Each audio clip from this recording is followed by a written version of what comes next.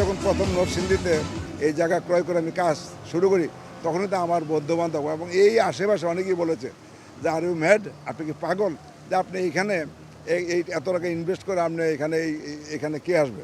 তাই আমি বললাম কেউ না আসুক, আমার বন্ধুবান্ধব আমার আত্মীয় স্বজন নিয়ে আমি আসবো, আইসা আমি এখানে এনজয় করে সারাদিন থেকে আবার চলে যাবো, সেটি আমার প্রাপ্ত। যাই হোক, এখন তো আপনার দোয়ায়, সকলের দোয়ায়, মা বাবার দোয়ায় আজকে এই জায়গায় এসেছি। মানে আমার একটা বাজে অভ্যাসই বলবো, সেটা আমি একটু বিদেশ ভ্রমণ, বিদেশের প্রতি আমার একটু দুর্বলতা আছে। আমি যখনই সুযোগ পাই আমি বিদেশ ভ্রমণ করি। আমার জীবনে আমি প্রচুর বিদেশ ভ্রমণ করেছি। তা আমি লাস্ট মানে প্রথম যখন আমি জাপান যাই, জাপানে একটা টোকিও ডিজনি আছে, টোকিও ডিজনি খুব ওয়ার্ল্ডের ফেমাস টোকিও ডিজনি। তো ওইটা দেখে আমি প্রথম খুব ইমপ্রেস। আমি মানে নিজের ভাবি যে এত সুন্দর মানুষকে বিনোদন দেওয়ার জন্য এত সুন্দর একটা অ্যারেঞ্জমেন্ট, তা আমাদের দেশে যদি এটা আমি না করি, অন্তত অন্য কেউ যদি করে, তাহলে আমাদের দেশের যারা বিনোদন পিপাসু, আসলে কি এই বিনোদনটা কিন্তু একটা সেবা। আমি মনে করি যে এটা একটা সেবা, কারণে আমি এনজয় করছি। এই যে আমি এত লোকজন আসছে, দেশি বিদেশি প্রচুর পর্যটক, আমি দেখলাম যে প্রচুর পর্যটক এসছে, তো সেটাকে আমি খুব প্রাউড ফিল করি। আমি কিন্তু ইমপ্রেস হই, আমি অনুপ্রাণিত হই, যার ধরুন আজকে আমার এই ড্রিম হলিডে পার্ক আমি জাপান টোকিও ডিজনি দেখার পর আমি ভাবছি যে সেটা অন্য কাউকে দিয়ে করাবো। কিন্তু আমার এখানে একটা জায়গা আমি 2007 সালে প্রথম আমি ক্রয় করি। এই জায়গাটা ক্রয় করার পর আমার ইচ্ছা ছিল আমি একটা কম্পোজিট টেক্সটাইল করবো, যেহেতু আমি টেক্সটাইল লাইনের বিজনেস, আমার মূল ব্যবসা হলো টেক্সটাইল, তা আমি কম্পোজিট একটা টেক্সটাইল এখানে করব। তারপরে আমি ওই জাপান থেকে আসার পরে আমার চিন্তা ভাবনা একটু চেঞ্জ হয়ে গেল। তারপরে আমার মেয়ে পড়াশোনা করতে ঢাকা আইএসডি স্কুলে। তো এই জায়গাটা নিয়ে আমি প্রথম একটা বাগান বাড়ি করি, আমি একটা পুকুর করি, পুকুর করে এখানে কিছু গাছ টাছ ফল টল, তারপরে সবজি বাগান করি, পুকুরে মাছ চাষ করি। তা আমি শুক্রবারে আসতাম ফ্যামিলি নিয়ে, এসে এখানে মাছ টাছ ধরে বাসা চলে যেতাম। তা আমার মেয়ের স্কুল থেকে প্রথম একটা টিম আসে, তখন ওখানে প্রচুর ফরেনার ছিল। তো ওরা এখানে সারাদিন এত এনজয় করেছে, তখন বলো যে মিস্টার সাহা, যে তুমি এটাকে একটা এই পিকনিকের একটা ইয়ে করো, মানে পিকনিকের একটা ঝুন করো, দেখবা যে তোমার প্রচুর আমাদের মতো স্কুল আসবে, কলেজ আসবে, বিভিন্ন প্রতিষ্ঠান আসবে। তা আমি ঠিক আছে ডান। আমি তখন আমার মেয়েও আমাকে খুব মানে উৎসাহিত করলো যে বাবা তুমি এটা করতে পারো। ওরা কিন্তু খুব খুশি হয়েছে, বিশেষ করে তারা মাছ টাছ নিজেরই মাছ ধরছে, এই মাছগুলো তারা বারবিকিউ করে রান্না করে খেয়েছে। আমি ওই চিন্তা থেকে আমি প্রথম এই পিকনিকের জন্য একটা অ্যারেঞ্জমেন্ট করি। কিন্তু আমার মাথায় ঢুকলো যে পিকনিক তো 3 মাস, অনলি ডিসেম্বর জানুয়ারি ফেব্রুয়ারি, তাহলে বাকি 9 মাস কী হবে?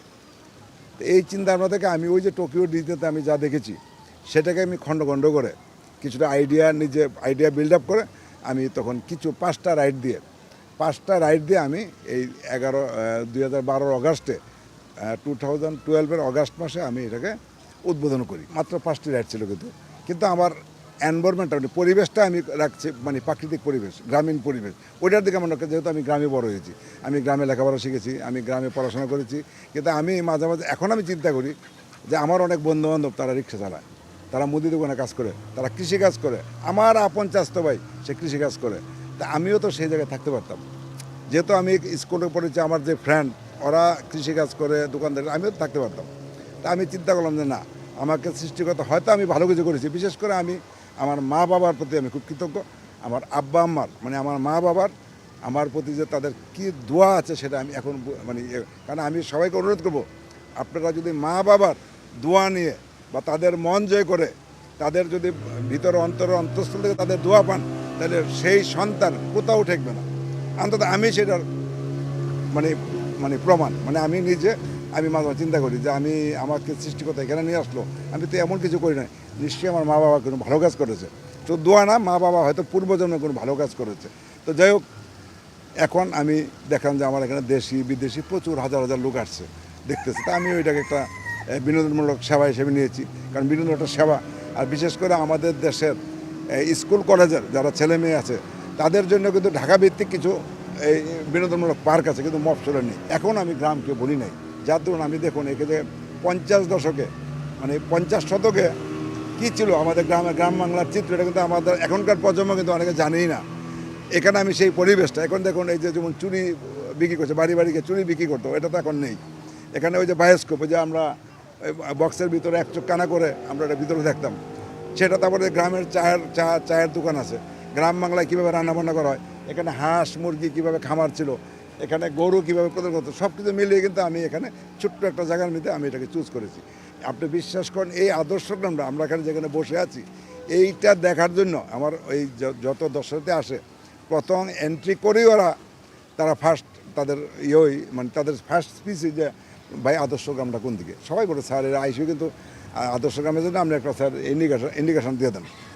তো যাক, এটা দেখে আমি নিজেও খুব ইয়ে করি। এই যে দেখুন এখানে আপনার এই যে তাল পাতা বা এই যে খেজুরের পাতা, এই যে সুপারির পাতা, আগে সুপারির পাতা আমরা পেরে সুপারি গাছের ডালের মধ্যে একজন বসতো, আর ভাই বোন বিশেষ করে ভাই বসতো, বোন টানতো, ওই সেটার আদরে কিন্তু আমি এটা করেছি।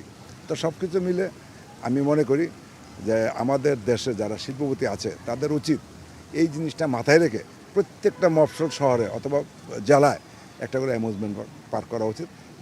ছেলে মেয়েদের লেখাপড়ার পাশাপাশি যখন তারা এখানে এসে এটা বিনোদন করবে, সেটা কিন্তু তাদের একটা শরীর, তাদের গ্রোথ সব কিছু মিলিয়ে তার মেধা বুদ্ধি সব কিছু এটা বিকশিত হবে।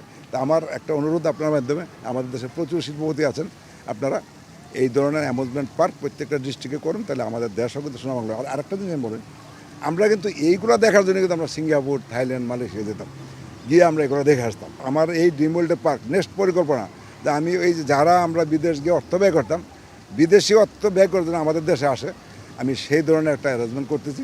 এবং আগামীতে এই পার্ক হবে বাংলাদেশের মধ্যে একটা আন্তর্জাতিক মানসম্পন্ন পার্ক। কারণ ইতিমধ্যে আমার প্রচুর ফরেন আসে। গতকাল আমার এখানে ঈদের দিন ইরাক, মানে আমি জানতাম না যে ইরাকের জনগণ এখানে থাকে, তারা ইরাকি পিপল, চায়নার থেকে এসছে। তারপরে আপনার এই যে আফ্রিকান অনেকে পড়াশোনা করে এই উত্তরা মেডিকেলে, ওরা দেখি পুরো গ্রুপ চলে আসছে এখানে। তা আমি তার সাথে কথা বলেছি যে তোমরা কীভাবে আসলো, তোমরা জানলা কীভাবে এটা? তখন ওরা বলে আমরা ইউটিউব সার্চ করে আমরা দেখলাম, এবং এটা পুরা খোঁজখবর নিয়ে দেখলাম যে এটা খুব সুন্দর এবং খুব দৃষ্টিনন্দন। তো ওনারা আসতে এগুলো দেখে আমিও খুব অনুপ্রাণিত। আর আপনার দোয়া, আমার আসলে চাওয়া হবার কিছু নেই। ওই যে বললাম আমার একটি বাজে অভ্যাস, একটু পারলে বিদেশ যাই, বিদেশ গিয়ে যেটা ভালো লাগে সেটাকে আমি কালেকশন করে ওইখান থেকে ভিডিও করে আমি ছবি পাঠিয়ে দিই। আপনি জানেন যে আমার এখানে ম্যাক্সিমাম জিনিসই কিন্তু আমার এমপ্লয়িরা কিন্তু এগুলো সেট আপ করেছে। এবং আমি নিজে, আমার এখানে আই হ্যাভ নো আর্কিটেক্ট, আমি নিজে একজন আর্কিটেক্ট, কিন্তু আসলে কিন্তু আমি আর্কিটেক্ট লাইনের ধারে কাছেও না, আমি একজন ব্যবসায়ী, সেটাই কথা। কিন্তু তারপরও আমি সব কিছু দেখে আমি আমার যে চিন্তা ভাবনা এটা আমি শেয়ার করি এদের সাথে।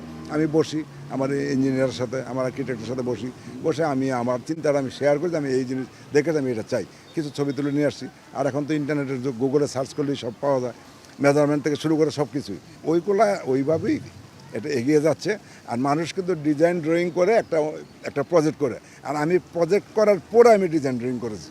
কারণ এগুলো আপনি জানেন যে এখন আমার পরিবেশে লাগে, আমার কলকারখানা অধিদপ্তর আছে, আমাদের সব ফায়ার ডিপার্টমেন্ট আছে, সব এগুলো দিতে হয়। তো সব কিছু মিলে আর আমি আরেকটা এখন প্রাউড করি যে এখান থেকে লক্ষ লক্ষ কোটি কোটি টাকা গভর্নমেন্টও কিন্তু রাজস্ব পাচ্ছে। তা আমি যে দেশের জন্য কিছু করতে পারছি, এটাও তো আমার জন্য আমি মনে করি যে আমি খুব প্রাউড ফিল করি যে আমি তো আমার দেশের জন্য আমি কিছু করতে পারতেছি। আমি কোটি কোটি টাকা আমি গভর্নমেন্টকে এখান থেকে আমরা দিচ্ছি, আপনার যে ট্যাক্স দিচ্ছি, ভ্যাট দিচ্ছি। তো এটাও তো আমি মনে করি যে আমি একটা পার্ট অফ দ্য গভর্নমেন্ট, তা আমি যেটুকু করতে পারছি।